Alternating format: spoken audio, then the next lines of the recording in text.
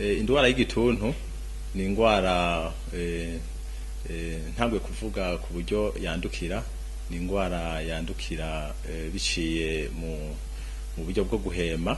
Numva yuko yandukira bivuye mu gikororwa. Ico gikororwa rero uvuze igikororwa no kuva yuko umuntu aba yakoroye. Igikororwa nico umuntu yanduriramo iyo ndwara y'igituntu.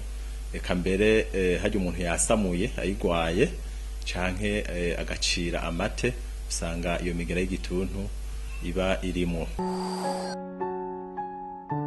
Indwara y'igituntu iterwa n'umugera umwe, umugera bita bacille de Koch, hani mu gifaransa, niyo bita kandi bacille tuberculeux, ukaba ari umugera ubu mu bwoko bw'amabacteri.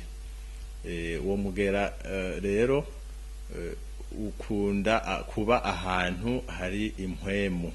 Nico gituma rero uzosanga indwara y'igituntu ahanini mu buryo yerekanamwo, yerekana mu buryo bwo gufata amaha cane cane, kubera nico gihimba gifasha umuntu mu guhema. Nico gihimba kibika impwemu umuntu ahema. Urabona iyo umuntu ahemutse canke agasubiza impwemu inyuma mu mubiri, iyo ndwara ico gihimba c'amahaha nico kibika impwemu.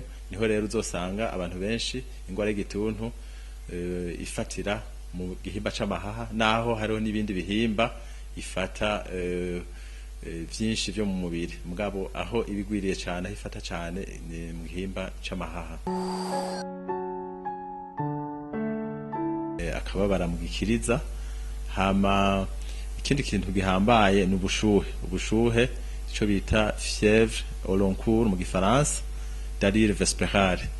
N'ubushuhe bukunda kuza ku mugoroba. Kenshi hari gusanga ku murango umuntu adashushe, mugabo hagera ku kagoroba catangura gushuha. Hama ubwo bushuhe rero n'ubushuhe uzosanga burenza indwi zitatu. Bagutoye indwara y'igituntu nkaho mu gikororwa, nuva yuko abaganga ahanini baca bamushira ku muti vyihuta. Ivyo rero biranafasha kugira nawe ntabandanye yanduza abandi, kubera iyo umuntu amaze gufata umuti neza indwi zibiri, inyuma y'indwi zibiri umuntu asubira kwanduza.